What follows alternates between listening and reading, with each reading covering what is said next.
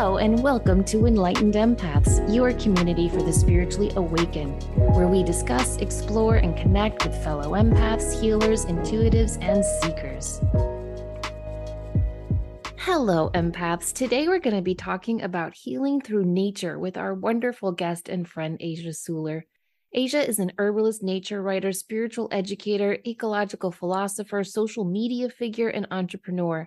As a teacher in the realms of herbalism and earth spirituality, she has taught for the most well-known herbal programs in the country, including the Chestnut School of Herbal Medicine, the Northwest School of Botanical Medicine, and the Blue Ridge School of Herbal Medicine. She has guided more than 10,000 people through her various online programs and now has a fantastic new book out called Mirrors in the Earth, Reflections on Self-Healing from the Living World. Welcome back to the show, Asia. Thank you so much for having me. I'm so delighted to be here with you too. Oh, we're so excited too.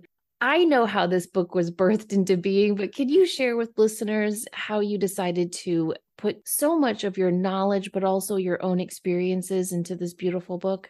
So I started writing this book 10 years ago.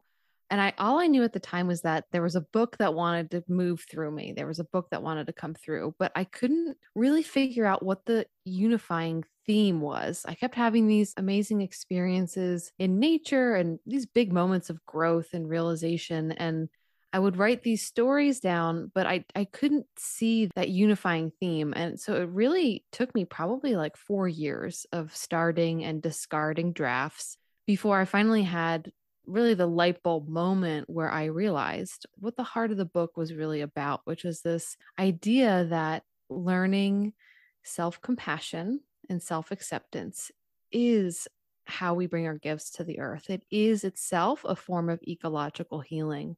And what I was really receiving from the natural world over and over again were these moments of deep affirmation, of showing me and reflecting back to me just how natural I am and how much I belong.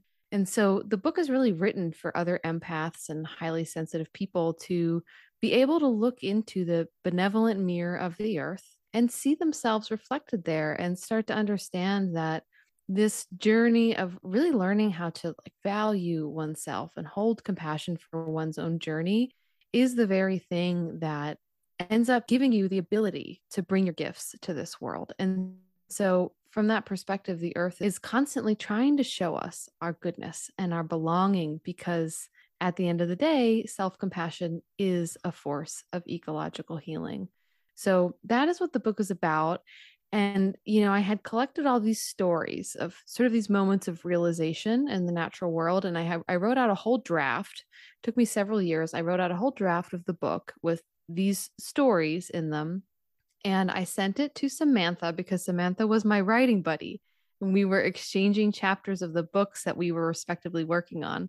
And she read the chapters and was like, Asia, this is beautifully written. And these concepts are really interesting, but where is your personal story? So I had written about these moments kind of having these realizations in nature, but my own story of my own development and realizations and, just the long road of my own personal life wasn't really in there at all.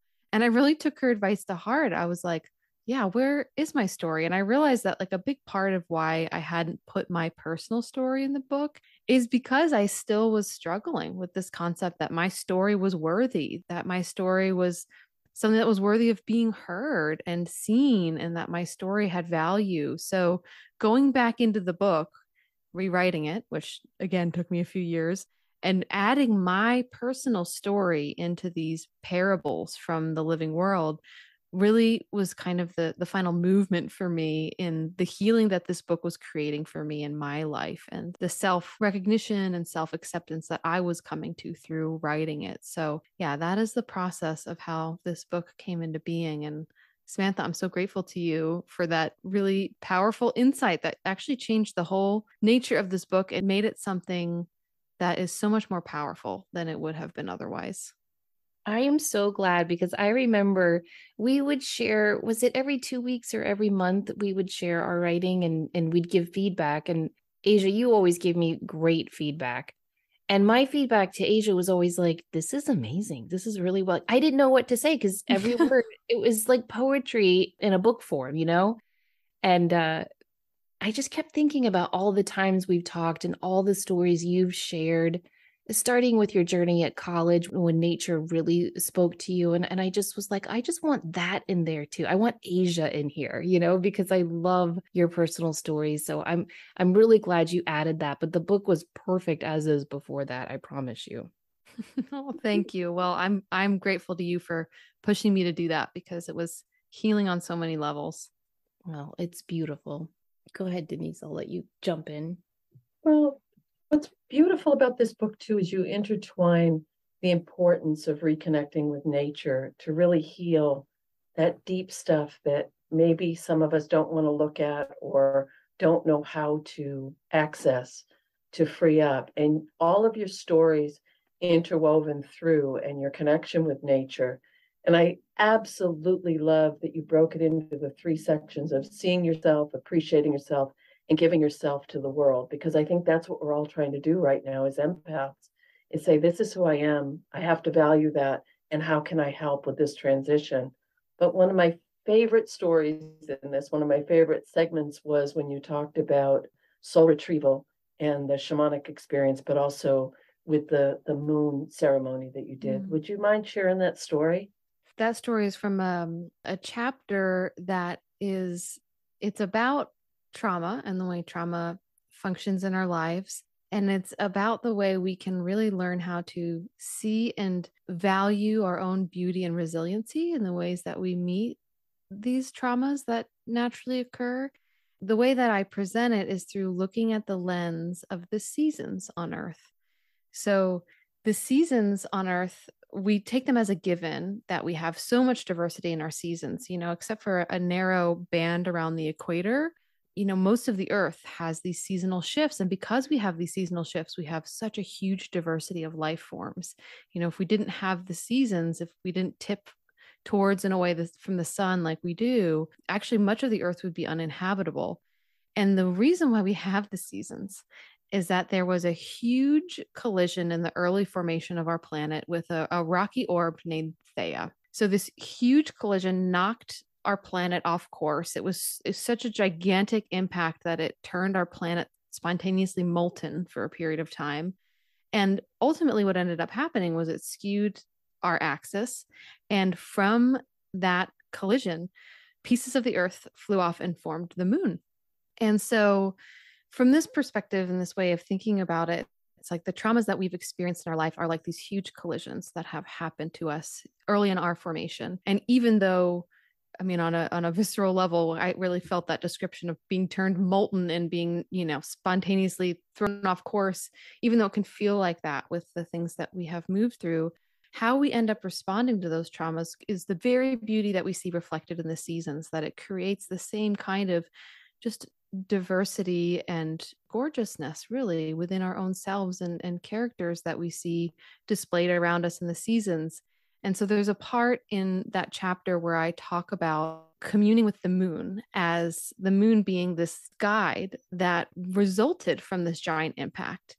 And I think that when we move through these challenging times in our life, oftentimes it does open up this ability to see into the unseen and to start communicating with the guides that are present in our lives, that really come into our lives to help us through these really challenging times. And so I talk in that chapter about how, when I was in college, I was dealing with a chronic pain condition. And I've often felt very lonely. And so there was one time when I snuck out of my dorm room to go into the little like scraggly patch of woods nearby to talk to the moon. I had been reading about like these other ways of like living on the earth. And I had reading about these ideas of, having earth-based ceremony and speaking to the moon, as a guide and as someone who's there for you. And so I like gathered up some sweetgrass to burn, and I like snuck out because I didn't want people to know what I was doing. And I snuck into the woods and sat down with my back to this tree and just looked up at the moon and had this profound moment of just really feeling the grandmotherly presence of this moon. And I just started speaking out loud all of the things that I had not been able to say or communicate before then. So, all the things that I didn't feel I could say to all the different doctors I was seeing to try and figure out, what was going on with me in this chronic pain, the things I couldn't say to my boyfriend at the time, to my friends, like all the stuff that I had just really kept so wound so tightly inside of me. I just started speaking it all out loud. And as I was speaking it all out loud, like tears just started streaming down my face because I could feel like the reflected light of the moon on my face and on my hands. And it just felt like this benediction from this grandmother who was saying, like, everything is okay. And the things that you're moving through now and the things that have happened to you, they aren't things that have damaged you beyond repair. Like, you're not wounded, and you're not forgotten, you're not forsaken. You are still being taken care of, and you are going to continue to be supported as you lean into healing and as you walk on this healing path. And if I could just go back and like hug myself at that time and say, like, things get better, things will get better.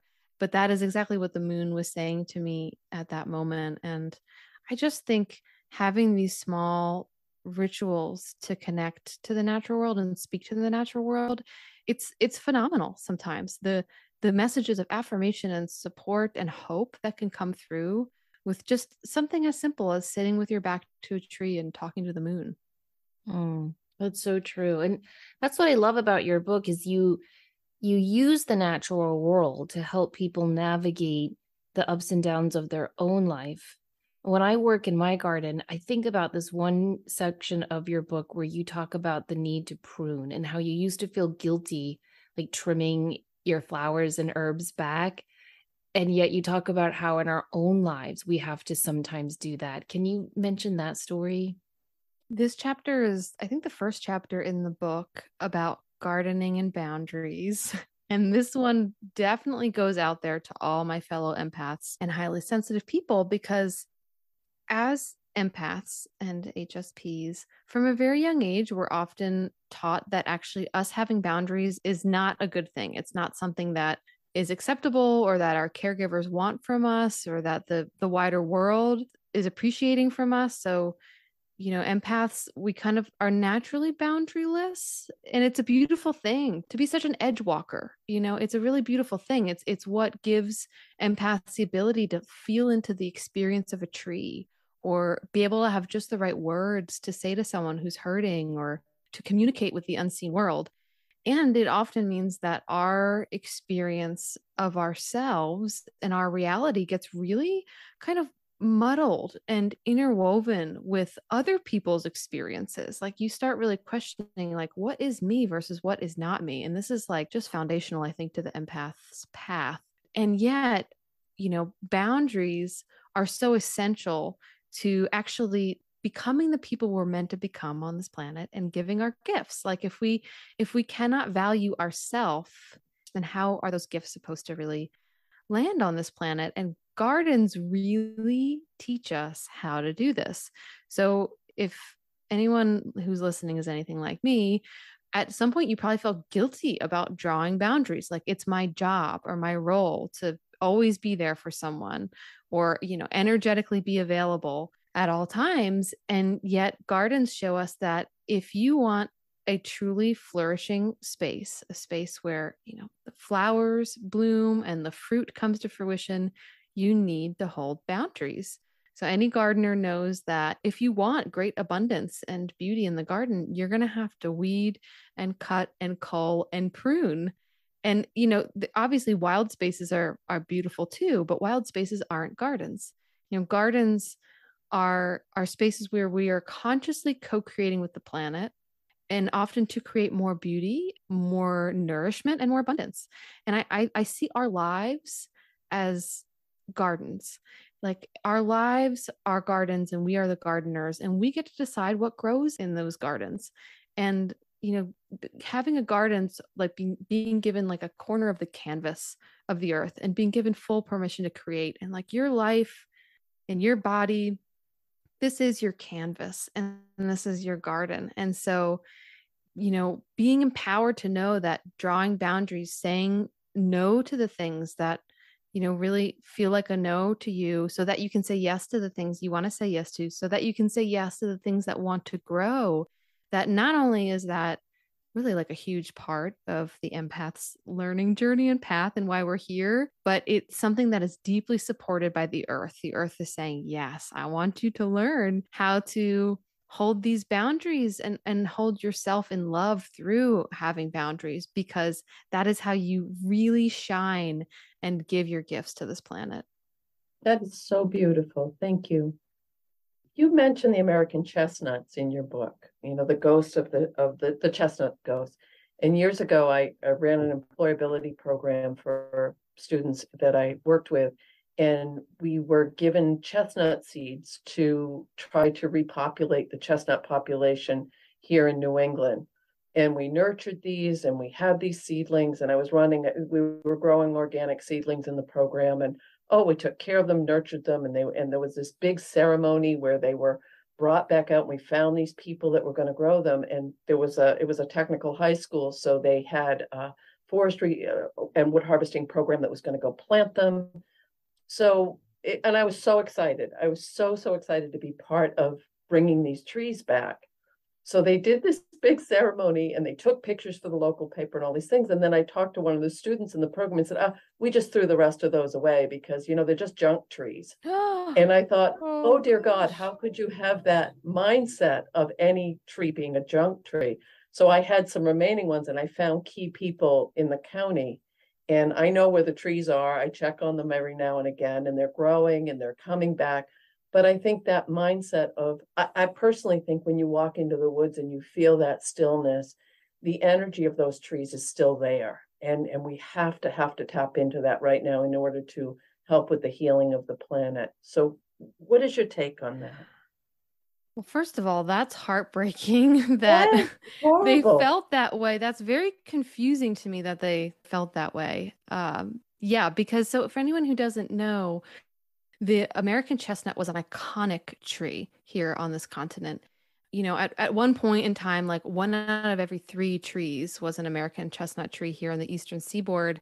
And it dominated the forest. And it was a really important tree for so many different species. So it produced a mast of nuts that fed all kinds of creatures, from humans to squirrels to bobcats and turkeys. And it was a tree that, really fed many different nations, and was a tree, often the way it's talked about now in the human community is that it was a tree of the rural poor, that it was a tree that really, it fed folks who were, living out of the cities, who were living, off the land. And it was a really important source of nourishment, not just in recorded history here, but throughout prehistory. And there's ample evidence that the native people who have called this continent home since the beginning, that indigenous peoples actually planted these food forests, that they tended these forests and continue to tend them.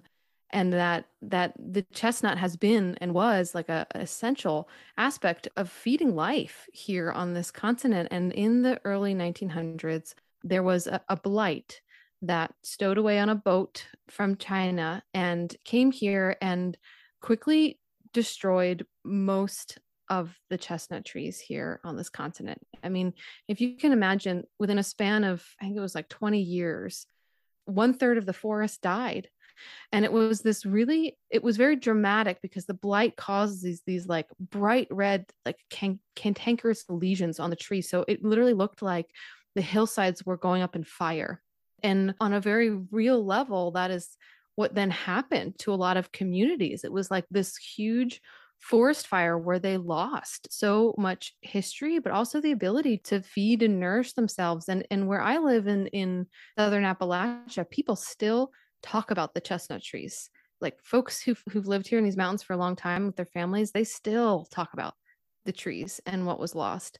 So what's been amazing though, and this chapter in the book is it's a lot about the magic of the word possibility and believing in possibilities. And so one really magical thing that has happened with the chestnut tree, the American chestnut, is that the American Chestnut Foundation spent many years, over a decade, crossbreeding the American chestnut with the Chinese chestnut, which is resistant to the blight because that's where the blight originated. And they basically developed a hybrid that's, I forget the exact percentage, but upwards of 90% or more genetically the American chestnut, with just enough of the Chinese chestnut to give it blight resistance. And so now these seedlings, like you mentioned, Denise, are like going out all over the country and being replanted. And the amazing thing about the chestnut tree is it's such a good like remediation tree, which might be one reason why the students said what they said, which is that it can be planted in very barren places. Like, for example, places that mountaintop removal has been enacted, that the chestnut tree can be replanted there and help reclaim that land. So it's, to me, the chestnut is an emblem of the power of believing in hope and possibility. And this concept that it's not naive to believe in possibility. It's the very force that then frees up the imagination and the creativity that helps us find these solutions to these very real world problems. So I think it's just such a gift that you were able to interact with the chestnuts, and thank you for doing your part to reclaim them and give the ones that you had left to those who could really see and appreciate their value, because they are absolutely elders here on the landscape. And actually with the blight, what it does is it kills the tree when it gets to be a mature age. So you will still see chestnut seedlings coming up from the roots, these roots that are hundreds of years old.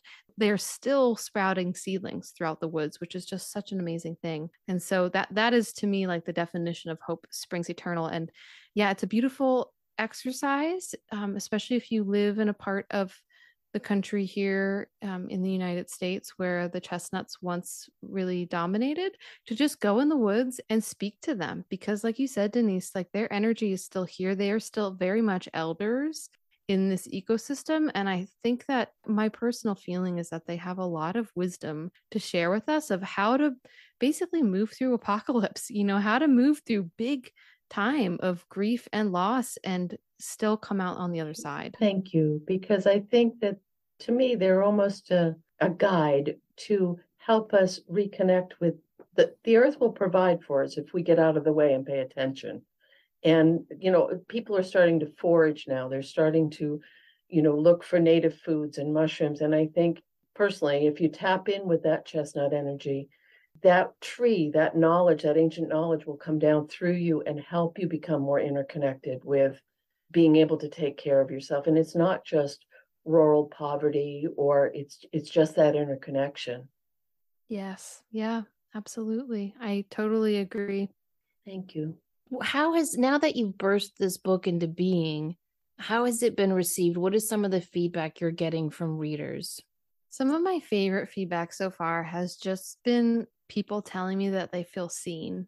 And to me, that's like, I couldn't ask for like a more beautiful or meaningful sentiment, because my whole experience in writing this book was an experience of recognizing that I was seen by the natural world, and then therefore learning how to see myself through that mirror, which is why I named the book Mirrors in the Earth. So I have had a lot of feedback from folks saying that they really felt seen by reading this book, and through being seen by the natural world, really coming to recognize themselves and appreciate themselves for who they are. And I think probably most of the people who are reading this book or have read this book would identify as empaths.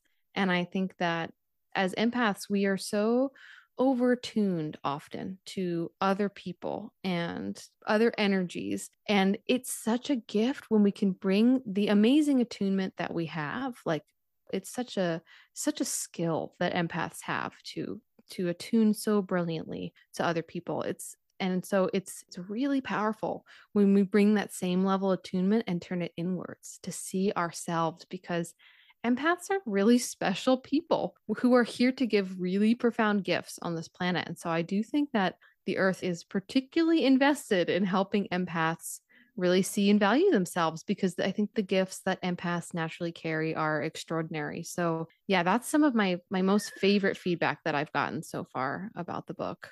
Yeah, that's beautiful feedback. Every time I read parts of your book and I go back to it and go back to it, I take something different each time. But I notice that when I'm reading it, I slow down. Do you know what I mean? Like Mm. my thoughts and my gotta do this, gotta do this, gotta go to this to-do list. Something about your writing is so poetic, as I said before, but it's just this gentle reminder I need to not only hold up that mirror from nature, but to go out in nature, Mm. to stay Yeah. connected to nature, because I think we can get so caught up in the busyness of it. So, for any empaths who are living in a busy time of their life or they're in a crowded city, what are some tips you'd have for them to be at one with nature? I would say so. I talk in the book about the fact that my love for the natural world really flourished when I was living in New York City. And I was in my early 20s, and I think I was holding down like 3 jobs at the time. So I definitely knew what it was to be busy and also to live in an urban environment. And some of my richest experiences, like very profound experiences of connection, just came from just taking a walk, just a 20-minute walk, just down the street, and to connect with the trees that were planted on the street, maybe to spy any weeds that were growing in the between the concrete, dandelions or chickweed, to go to the parks and just walk around in the parks. And one of the things that I think is so beautiful about living in a city is that the plants there are really hungry to connect. So we are part of nature, right? Like, we're not separate from nature. We are nature. And if you think about a city, there's limited, I'll say, wildlife there. And so in a cityscape, we are the forest that the trees want to connect to. We are nature. And so, of course, the trees and the waters and the creatures in a cityscape will want to communicate with you because you are part of nature. And nature wants to be in relationship with its own self, in communion, in communication. So to really empower yourself with that feeling when you go out for a walk, especially if you live in an urban space, that you are nature, you are part of nature. And so these beings of nature, especially in a city, sometimes they're lonely and they really want to connect. So there's a deep desire and invitation for connection there. And I think we often feel like we need like endless or ample amounts of time to have these like profound experiences. Like, well, if I'm going to have a profound experience, I probably need to take like 3 days off work and go like camp out in the wilderness by myself and ask for a vision. And I mean, that's amazing. That's great when you get a chance to do that. But I can say right now, as a mother to a new baby who is 6 months old, I do not get very long blocks of time to do basically anything. And it has really hit home for me. And really, I've really realized that 20 minutes can do so much to open up a line of dialogue and connection. Like, if I just get 20 minutes to go sit outside and, sit on the big boulder that's in my garden and just feel my roots sinking down into that boulder, just become present, take a moment to just appreciate the beauty around me. Just appreciation itself opens up this line of connection and communication. 20 minutes can totally refresh me. It can totally reconnect me. And so it's something I am constantly reminding of myself now because, yeah, I don't have big blocks of time at this time in my life, but I want to carry that with me into the rest of my life, to just remember that it's really more about the quality of the presence that you bring to the moment than it is about the quantity of time. Such a great reminder. And I love the way you say we are nature and they want to connect with us too. Yeah. Yeah. We are the forest as well. Mm-hmm. I'd be remiss if I didn't bring up mushrooms, because I have a dear friend who is an herbalist, and we joke because I'll bring something up and then the response will be, oh, there's a mushroom for that. So, and I love it because she's spot on, and it's so fascinating because I think the fungi is such an important part of everything, but that's one of your chapters in the book as well. Could you just maybe go, because you intertwine it beautifully with how we have to reconnect, and you use that chapter. So I think our listeners would love to hear some of that. Fungi is so interesting because, we sort of lump fungi and plants together, but actually they are so dissimilar that we are more evolutionarily connected with fungi than plants are. So fungi, it's its own whole kingdom. And it's incredibly fascinating because actually, before plants really got a hold here on this planet, fungi dominated the earth. Like, we're talking like old growth tree like structures of mushrooms. That existed in large forests here on this planet. And the fungi really were the ones who came in first and helped turn the mineral of this world into, usable nutrients for the plants. So the fungi really are the bedrock of life occurring here on this planet. And of course, plants are what made it possible for us as humans to be here. So in the book, I talk about this concept of mushrooms, which are you can kind of consider mushrooms like the flower of fungi. It's like mushrooms are the fruiting body that erupt out of this unseen underground network of fungi that underlies our world, this mycelium that underlines our world. And so, what mushrooms really do and what fungi does is they break down what's dying and recycle it back into the ecosystem so that new life forms can be born. And so, from this perspective, the invitation in the book is to start to see ourselves as people who are born at this time on the planet as these beautiful blooms of mushrooms. That instead of getting stuck in a place of grief and loss and hopelessness, of thinking, well, like extinction is, accelerating at a rapid pace, so is global warming. To see those things and to grieve them is natural and is human and is important. But when we get stuck in there, we then lack the ability to see that we are here to be mushrooms. We're here to take the compost of what is dying and turn that into the rich soil that will nourish what is here to be born. And, it's something I've seen with working with, many different people now around the world. Oftentimes there's this part of us that knows that we're here for a reason. There's a part of us that knows that it wasn't an accident being here at this time. And that even though we're surrounded by all these stories of death and destruction, that there's this like niggling sense that also something really profound is happening right now, something really big and powerful and healing, and that we came here to be a part of that.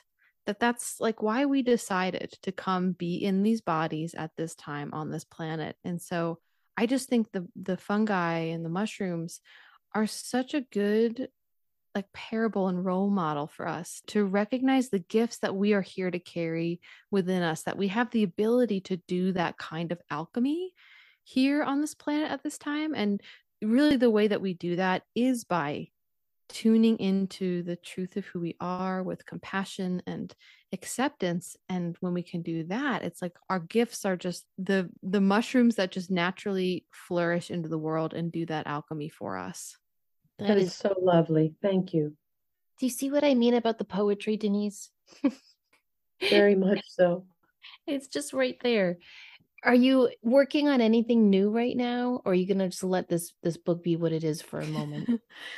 Yeah, I remember hearing some authors say this, and I can't remember who it was, but they were like, are you nervous when your book comes out in the world? And they were like, no, because it might have been Elizabeth Gilbert, but she was like, no, because I'm already working on the next one, and it helps me be less nervous because I'm kind of already, 1 foot into the next project. So, as I mentioned, I have a little baby, so time is scarce. So mostly right now it's dreaming, but I do have several different book projects that I've been like researching and sort of dipping in and out of. And I imagine that they'll take me a good handful of years to see into fruition. But it's interesting what you said about poetry, because I'm considering having my next thing I put out into the world while I'm working on sort of a longer, more research rich project to be a book of poetry. So we'll see whether that happens or not. But it's been very healing for me to sort of drop back into just poetry for poetry's sake. It was my first love in writing. I was a poet up until my mid-20s when I started learning how to, write things like, articles and essays and newsletters. And up until that point, like poetry was my main form of expression. So I really feel like Mirrors in the Earth is like helped me kind of return to this very like young and nascent part of me that just loves poetry. So yeah, I'll be curious to see if I do end up putting out a collection into the world. We'll see. Oh, well, I hope you do. I will be your first reader on it. And Thank on your you. website, people can access so many online classes. You've got a fantastic blog on there. You offer wonderful products. Is there anything you want to highlight on your website? One thing I'd love to highlight is so on my website, there is a free quiz that will help you learn about your earth healing archetype. So, I've worked with thousands of people around the world, and I noticed that there are sort of 5 key archetypes, archetypical energy that we tend to embody, that it's each archetype is a being in nature.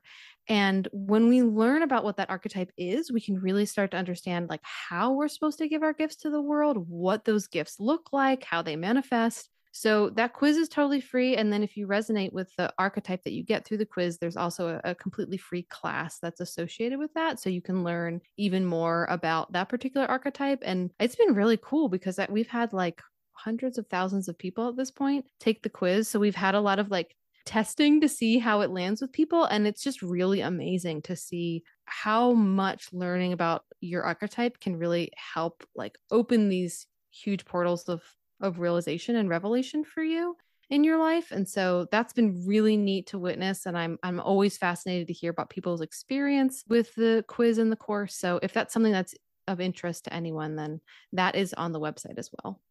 That is a great quiz. Denise and I both took it and we were like, holy cow, this is so accurate.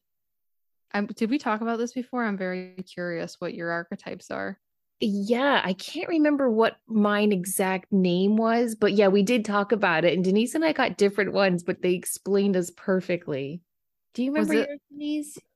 I don't, but it was the one connected with more of the shamanic type energy. I can't the remember the vein? name of it. Yeah, the vein of gold. So, it's an amazing, because it's not a really laborious quiz to go through, and it's a very fun, because the questions, you just automatically answer them, but then when you get your results, it's like, holy shit, how did that all pull together to Yeah, exactly. that? Yeah, Samantha, were you an old growth tree? Yes, yes. Yes. Mm-hmm. Yeah, it makes sense. How did you remember or no? That's perfect. I love it. Yeah, so I think I everyone remembered, but also just knowing you two, that would have been my guess. So it just makes sense. Yeah, so if you guys go to One Willow Apothecaries, that quiz is right there is the second you go to her website. And it's just a beautiful site. And there's so much. And the online classes, most of them are instant downloads, right? Yeah, at this All of point, them all of are. them Okay. are. That's fantastic. And don't forget to follow her on social media as well. You can find her on Facebook and Instagram. Are you on TikTok yet?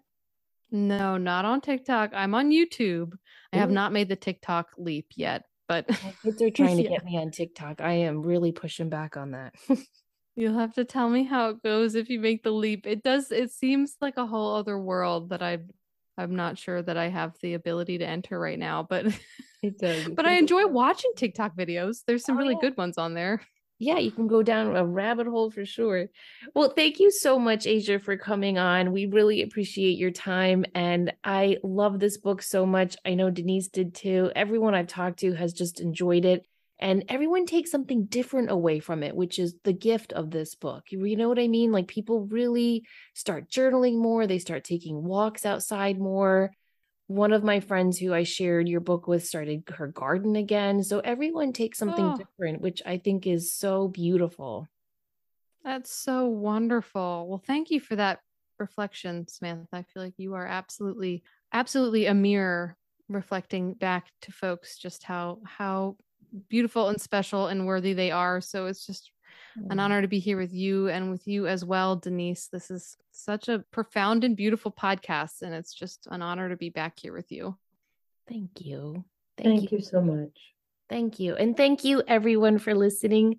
We will post in the show notes and on our Facebook page more information with links on how you can connect with Asia and order her book. You can find it anywhere books are sold. So we certainly hope that you check it out. It is just a beautiful book. We will put in the show notes and links on our social media pages where you can find more about Asia. Her book is Mirrors in the Earth, Reflections on Self-Healing from the Living World. Please remember, as always, to show up, do great work, and share your light.